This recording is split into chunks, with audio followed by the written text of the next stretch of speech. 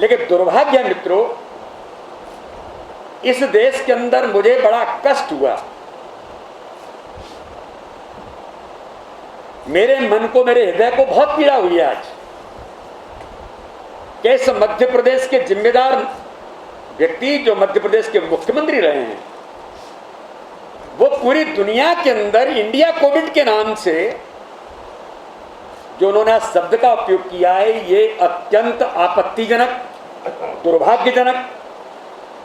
और मैं तो ये कहता हूं कि देश के विरोध में काम करने वाली ताकतों के साथ इस प्रकार के बयानों के माध्यम से जो समर्थन मिलता है, ये भारत को बदनाम करने की बड़ी साजिश है।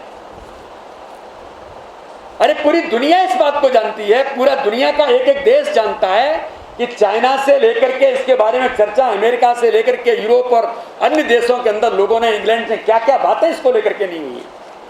वर्ल्ड हेल्थ ऑर्गेनाइजेशन ने भी इस पर बात की है। आपको चाइना का वायरस कहने में आपको कष्ट होता है कमलनाथ जी, और आप इंडिया कोविड के नाम से पूरी दुनिया में इस बात को चलाने के लिए एक जिम्मेदार व्यक्ति हैं। आप मध्य प्रदेश के संवैधानिक पद पर मुख्यमंत्री रहे हैं। आपने बड़ा अपराध इस देश के साथ किया है आज।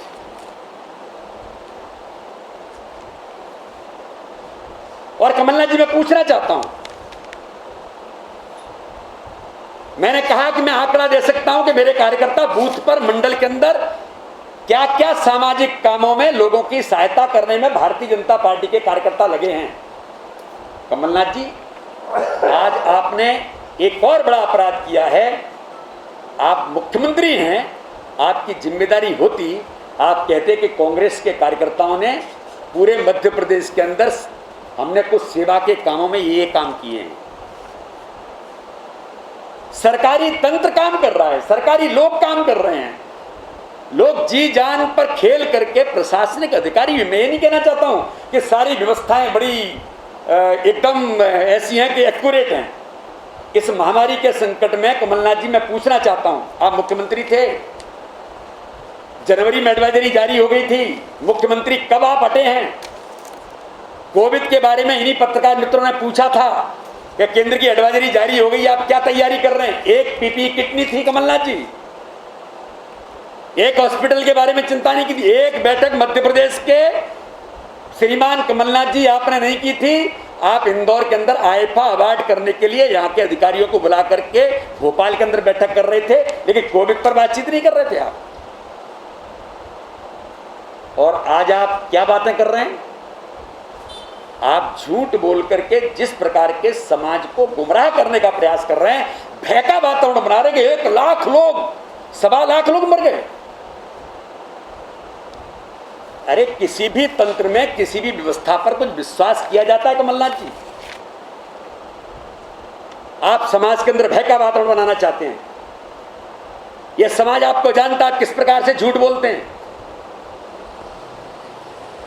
ये जिम्मेदारी भरे राजनीतिक व्यक्तित्व, राजनीतिक नेतृत्व का ये चरित्र नहीं है जो आज आपने इस पूरे मध्य प्रदेश को जिस प्रकार से भय के वातावरण में ले जाने का प्रयास किया। आप झूठ बोल रहे हैं। क्राइसिस मैनेजमेंट में हमने लोगों को कहा कि सभी दलों के लोग आने चाहिए, इससे निपटने के लिए सबको लगना है, लेकिन कांग्रेस के मित्र जहां जहां गए वहां कमियां ढूंढ रहे हैं। कमियां भी ढूंढी है, लेकिन सकारात्मक दृष्टिकोण के साथ इस महामारी से निपटा जा सकता है। ये महामारी किसी के कहने से नहीं आई है, किसी राजनीतिक दल के कारण से नहीं आई है।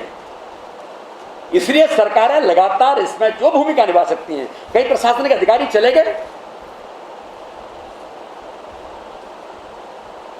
आज उनके बारे में कोई आपको दर्द होता तो मुझे लगता है हमारे पत्रकार मित्र, कितने हमारे पत्रकार मित्र अपने जी जान पर खेल करके रिपोर्टिंग कर रहे थे, आज इस कोरोना के आगोश में वो भी चले गए।